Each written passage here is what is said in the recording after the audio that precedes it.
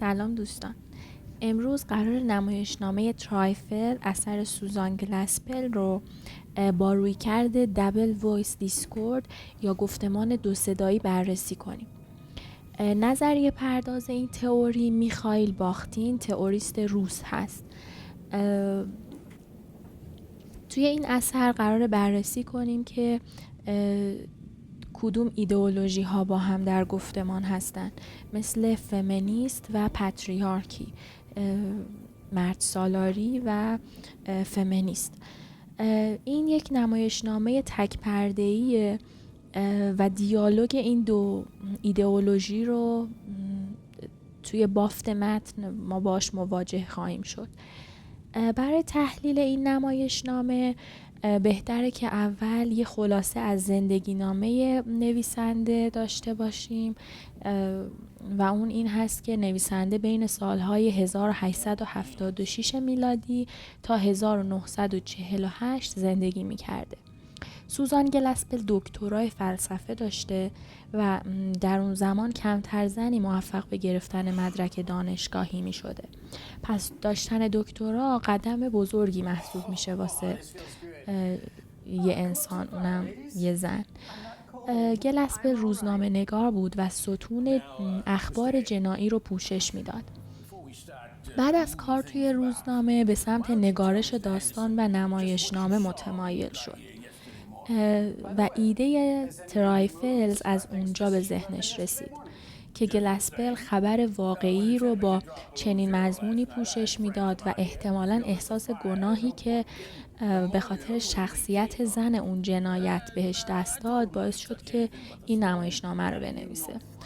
حالا چرا احساس گناه؟ چون کاراکتر زن تو اون اتفاق جنایی محکوم به حبس ابد شد و قاتل شوهرش بود که دقیقاً این نمایشنامه رو از اون داستان اقتباس کرده.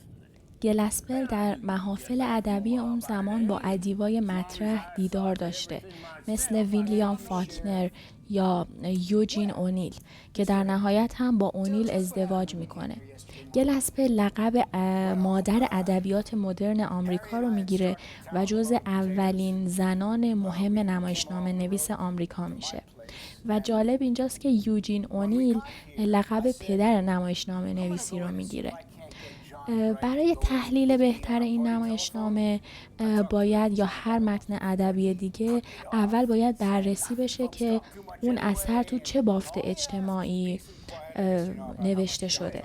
حالا اگه بخوایم بافت اجتماعی اون دوران رو بررسی کنیم باید بدونیم که نمایشنامه سال 1916 میلادی نوشته میشه و باید توجه داشته باشیم که اولین موج‌های فمینیستی، در واقع اولین موج حرکت فمینیستی اون زمان آغاز شده و قرص‌ها و ابزارهای کنترل جمعیت تازه به صورت انبوه وارد بازار شدن و اینکه اون زمان فروید خیلی محبوب شده و در چنین کانتکسی نشانه شناسی و استفاده از سمبل خیلی رواج پیدا کرده و توی این نمایشنامه هم می‌بینیم که سمبول‌های زیادی استفاده شده. بعد از اون میریم سراغ تم نمایشنامه که یک تم کاملاً فمینیستی داره و نقش پذیری که جامعه به جنسیت‌ها تحمیل میکنه رو بیان میکنه. همچنین تم سکوت و انزوا هم توی اثر کاملاً مشهوده.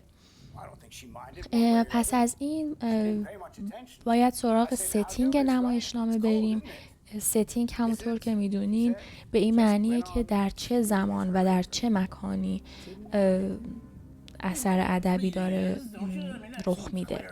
ستینگ این نمایشنامه آشپزخونه دلگیر خونه آقای رایت که از قضا تو دل در است و خلاصه نمایشنامه به این صورته که آقای رایت توی تختش با یک طناب به دور گردنش کشته شده.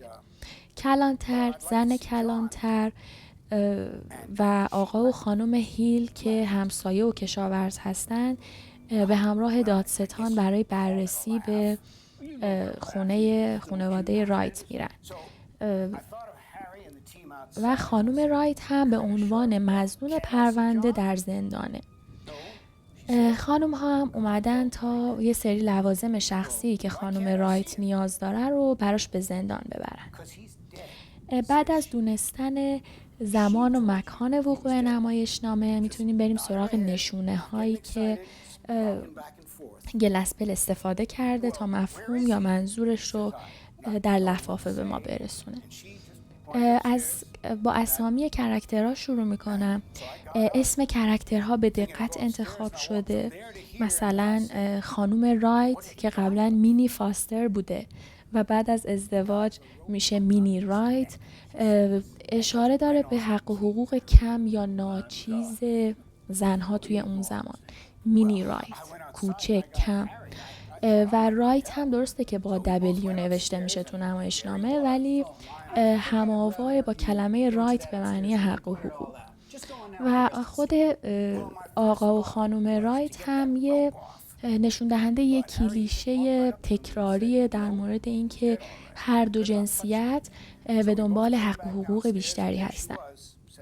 و یک نکته قابل توجه توی اثر اینه که اسم کوچیک خانم پیترز و خانم هیل، خانم پیترز زن کلانتر، ذکر نشده و به این معنیه که هویت زنها اون زمان گره خورده به هویت همسرشون. علاوه بر این خانم رایت یعنی مظنون جنایت هم حضور فیزیکی توی صحنه نمایش نداره.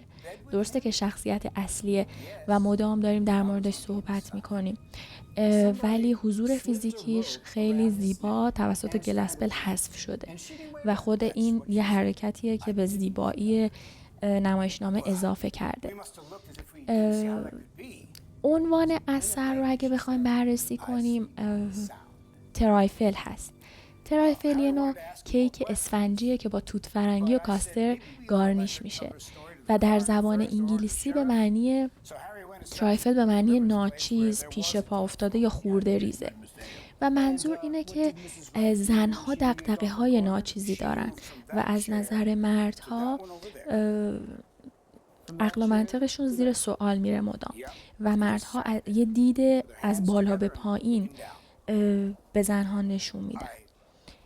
یک نماد دیگه که توی نمایشنامه وجود داره شیشه های مرباست که توی طبقه ها کنار گذاشته شده و شکسته شده و ایزوله است. دقیقاً میتونه یه سمبولی باشه از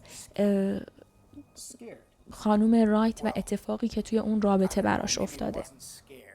نماد دیگه‌ای که توی اثر وجود داره قناری مرده است که دقیقاً نماد مینی فاستره، خانم رایت قبل از ازدواجش با آقای رایت که سرزنده بود، توی گروه کور آواز میخوند و به زیبایی لباس میپوشید و اینکه این قناری مرده است نشونه اینه که سرزندگی یا هویت خانم رایت توی اون رابطه مرده یا منجمد شده. 2 کلمه دیگه که توی نمایشنامه تکرار میشه کلمه نات و کویلته. نات به معنی گره زدن یا یه نوع گره خاص مثل گره فرانسوی یا گره دریاییه و کویلت به معنی دوختنه، کوک زدنه.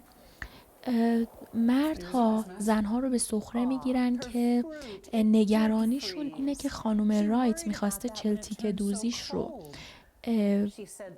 با گره به هم وصل کنه یا با کوک ساده. استفاده از این 2 کلمه به زیبایی نمایشنامه خیلی کمک کرده، چرا که ناک نشون دهنده روشی هست که خانم رایت طناب رو به دور گردن شوهرش پیچیده و باعث مرگ اون شده و وقتی که زنها توی نمایشنامه از این کلمه استفاده میکنن مخصوصا تو جمله پایانی منظورشون روشیه که آقای رایت کشته شده و این روش رو دارن در لفافه بیان میکنن. یه نماد دیگه که توی اثر وجود داره تلفنه.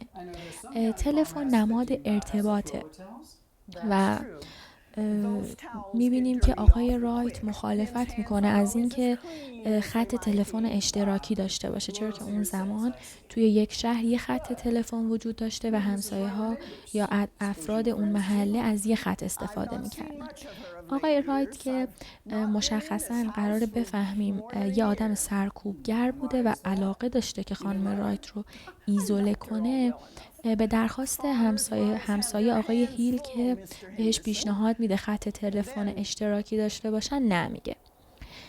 جدای از این میریم سراغ گفتمان دبل وایس دیسکورد که گفتم یه تئوریه که میخائیل باختین ایده شو داده، گفتمان دو صدایی.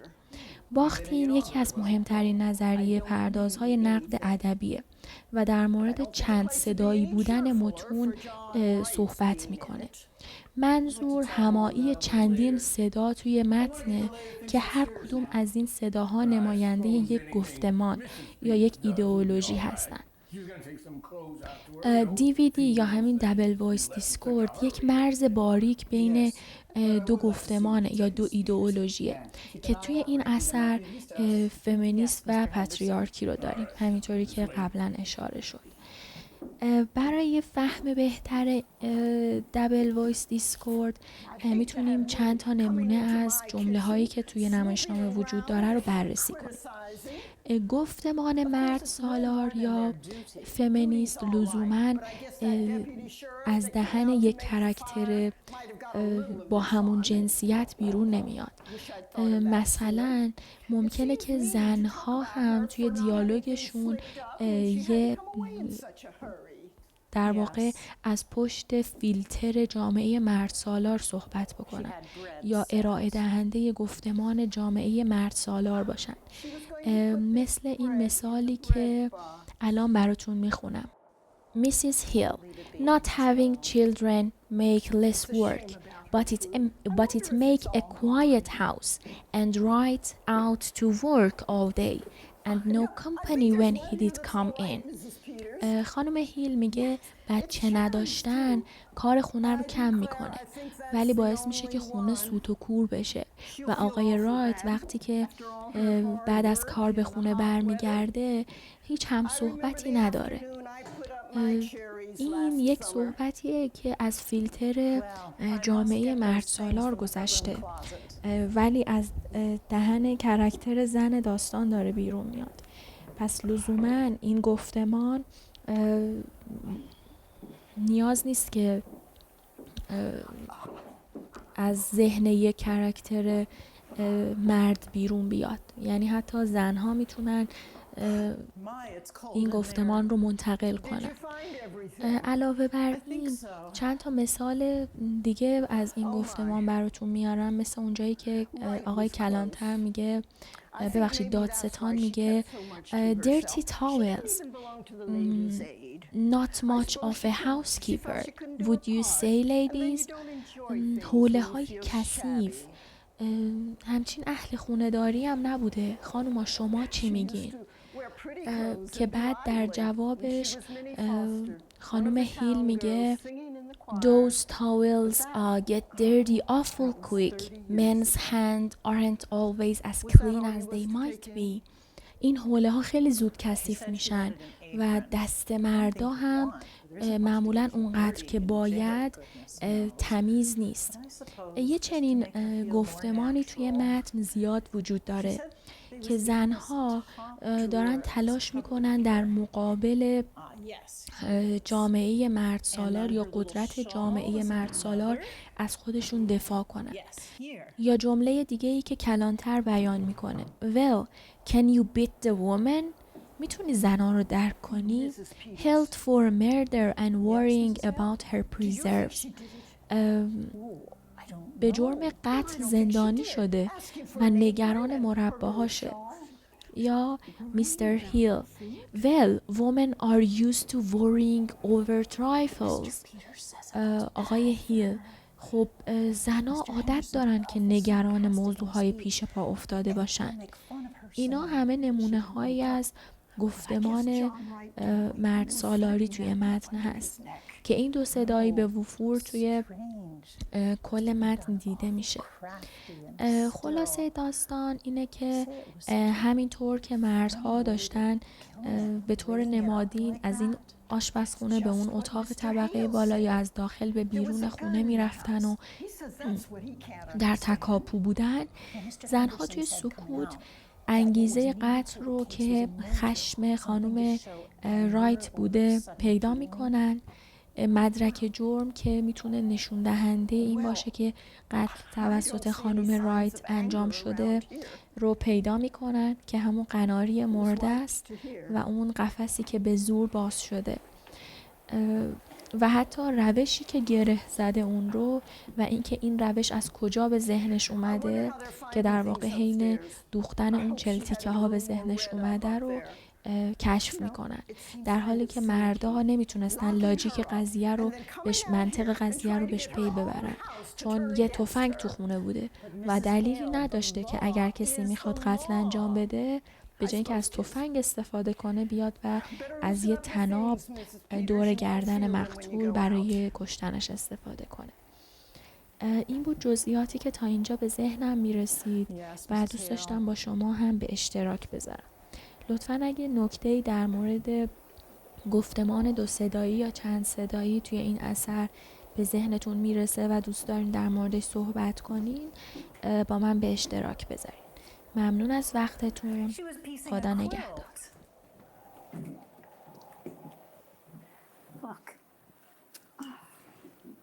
It's log cabin pattern. Pretty, isn't it? Now watch your step here. I wonder if she was going to quilt it or just knot it. She wonders if they were going to quilt it or just knot it. Well, let's go on out to the barn and get that cleared up. I don't think it's so strange, us taking up our time with little things while we're waiting for them to get the evidence. I don't know as it's anything to laugh about. Of course, they've got awful important things on their minds. Oh, this is pretty. Oh, look at that.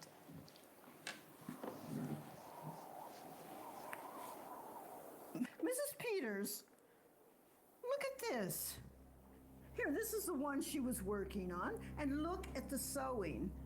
All the rest of it has been so nice and even, and look at that. It's all over the place. Why, it looks as if she didn't know what she was about.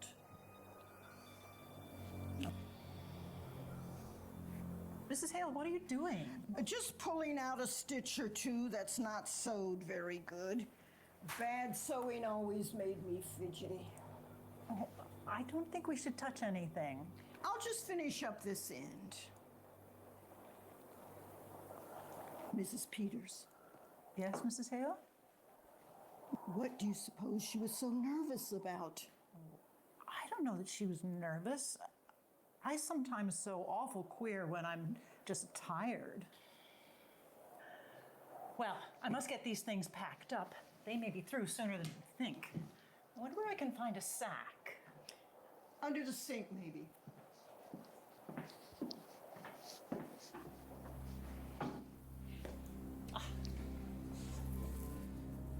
Why, here's a bird cage. Did she have a bird, Mrs. Hale? Why, I don't know whether she did or not. I've not been here for so long. There was a man around last year selling canaries cheap, but I don't know whether she took one. Maybe she did. She used to sing real pretty herself. Seems strange to think of a bird here. But she must have had one, or why would she have a cage? I wonder what happened to it. I suppose maybe the cat got it. Oh, no, she didn't have a cat. She's got that feeling some people have about cats, being afraid of them. My cat got in her room, and she got real upset and asked me to take it out. My sister Bessie was like that. Queer, ain't it? My, look at this door. This hinge is pulled apart. Huh? It looks as if someone has been rough with it.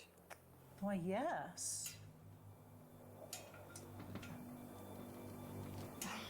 I wish if they was going to find the evidence, they'd be about it. I don't like this place. Well, I'm awful glad you came with me, Mrs. Hale. It would have been lonesome for me sitting here alone.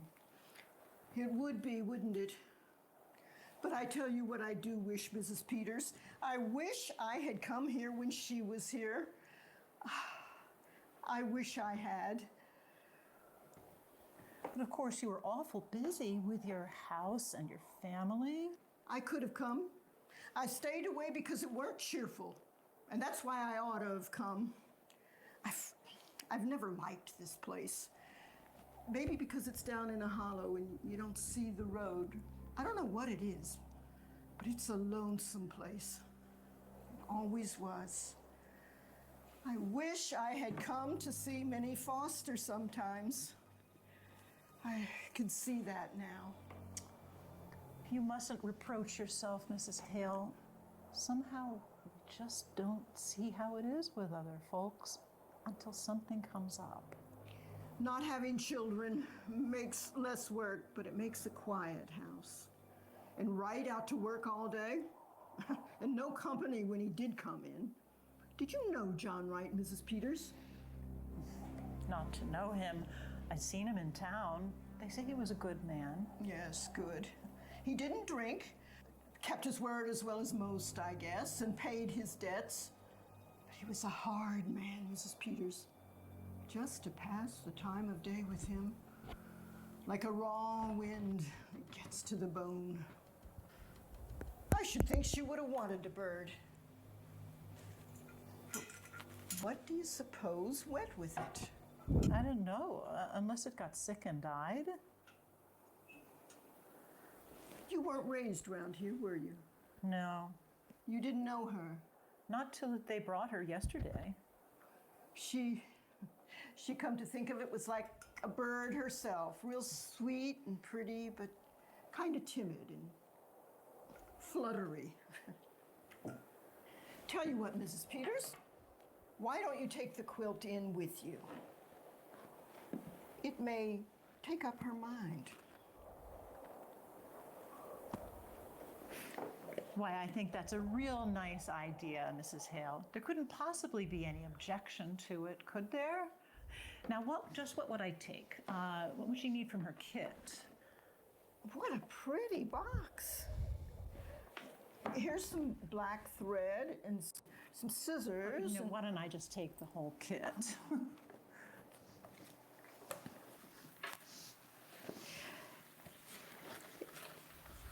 It's like something somebody would give you.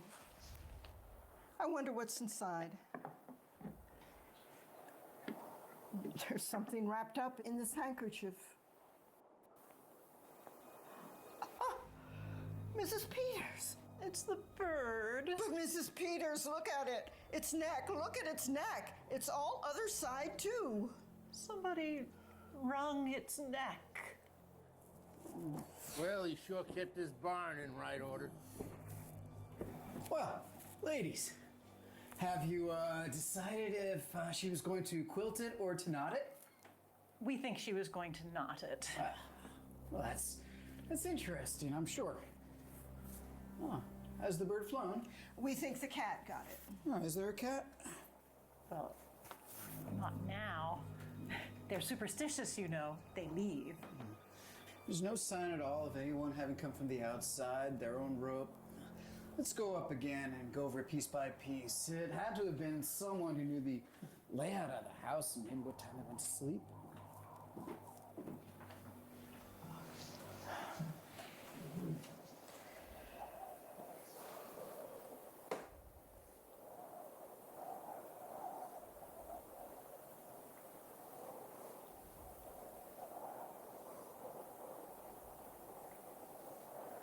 She liked the bird. She was going to bury it in that pretty box. When I was a girl, my kitten, there was a boy who took a hatchet, and before I could get there, before my eyes, if they hadn't held me back, I would have hurt that boy. I wonder how it would seem never to have had children around. No, Wright wouldn't like the bird, a thing that sang. She used to sing. He killed that too. We don't know who killed the bird. I knew John right. There was an awful thing that was done in this house that night, Mrs. Hale. Killing a man while he slept, slipping a rope around his neck that choked the life out of him. His neck choked the life out of him. We don't know who killed him. We don't know. If there had been years and years of silence, then a bird to sing to you, it would be awful still once the bird was still. I know what stillness is. When we homesteaded in Dakota, my first baby died after he was 2 years old, and me with no other then. Oh, my dear.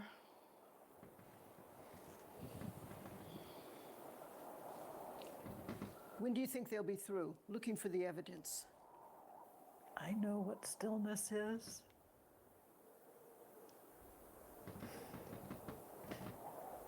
But Mrs. Hale, the law has got to punish crime. I wish you would have seen Minnie Foster when she wore a white dress with blue ribbons and stood up in the choir and sang. Oh, I wish I had come over here once in a while. That was a crime. That was a crime. Who's going to punish that? We mustn't take on. I might have known she needed help. I know how it can be with women. I tell you, it's queer, Mrs. Peters. We live close together and we live far apart. We all go through the same things. It's just a different kind of same thing. If I was you, I wouldn't tell her her fruit was gone. Tell her it ain't. Tell her it's all right. Take this in to prove it to her. She might never know whether it was broke or not. Hi. It's a good thing the men couldn't hear us. Wouldn't they laugh? Getting all stirred up about a dead canary, as if that could have anything to do with wouldn't they laugh? Maybe they would. Maybe they wouldn't. Well, you ought to have about what you need now, I think, don't you? No, Peters. It's perfectly clear, except for a reason for doing it. You know juries when it comes to women. If only there was some definite thing, something to make a story about, something to show, some way to connect up with this strange way of doing it. Well, I brought the team around. It sure is cold out there. I'm gonna stay here for a while by myself. You can send Frank out for me, can't you? I want to go over everything again. I'm not satisfied we can't do better. You want to see what Mrs. Peters is going to take in? Oh, I suppose the ladies haven't chosen too many dangerous things. Nah. Mrs. Peters doesn't need supervising. For that matter, a sheriff's wife is married to the law. Ever think of it that way, Mrs. Peters? Not just that way. Married to the law. Well, George, I'd like you to just hang back here for just a minute, okay? I think we ought to take another look at these windows. Windows. We'll be right out, Mr. Hale. Right.